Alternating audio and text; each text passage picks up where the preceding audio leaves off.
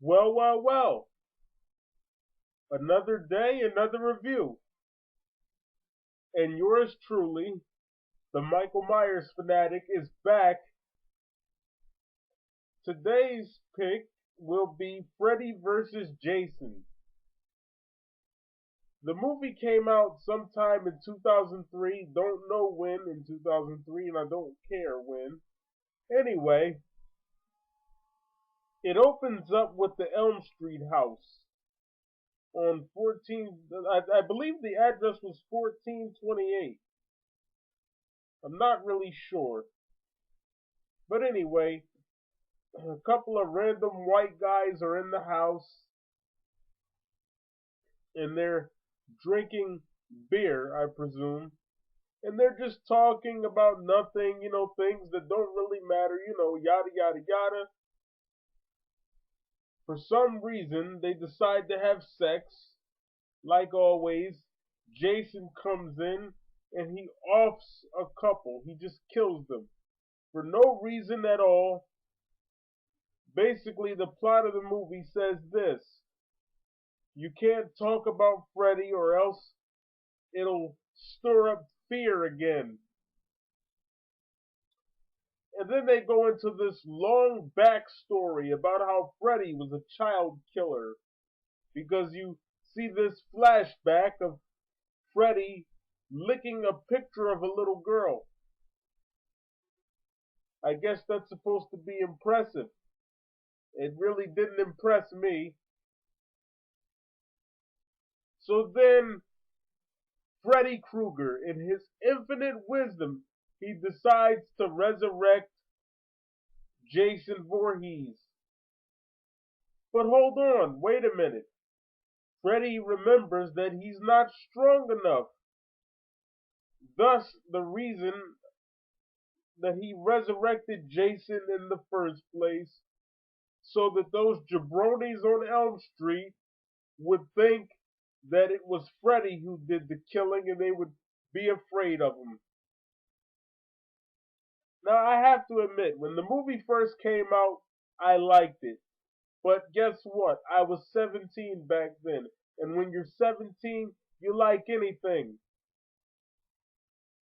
I could watch Oprah Winfrey in a skirt and I would probably like it. I can't even lie.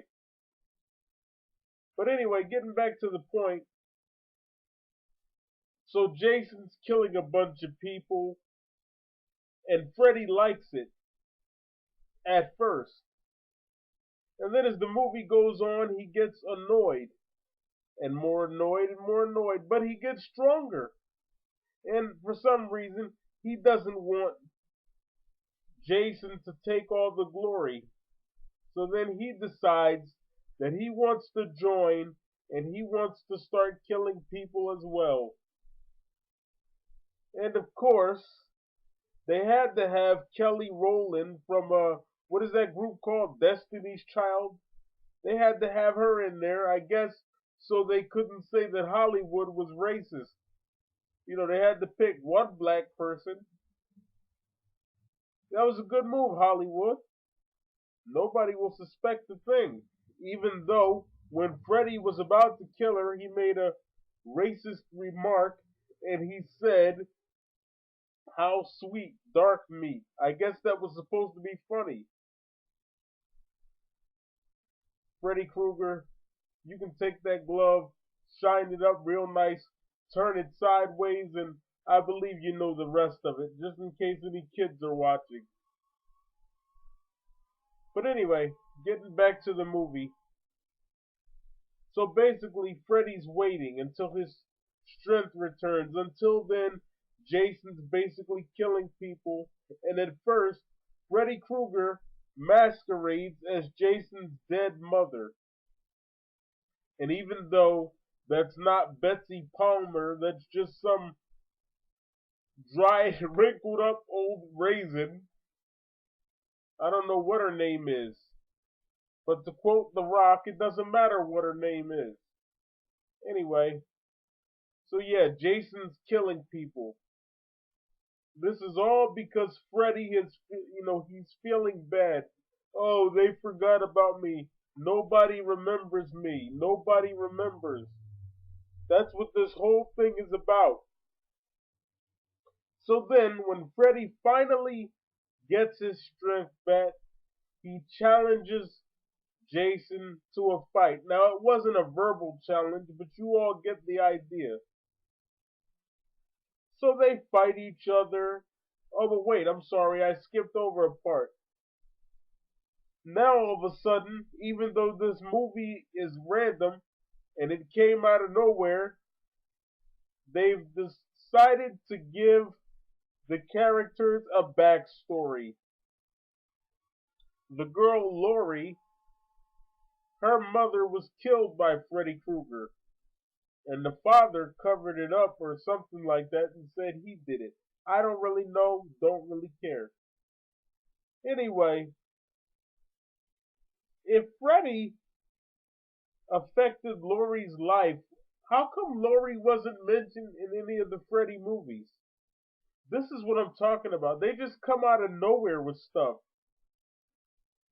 You see, Nate Dunning, Nate, I know you're listening to this review somewhere. This is what I was trying to tell you about Halloween H2O. They just came out of nowhere with that storyline.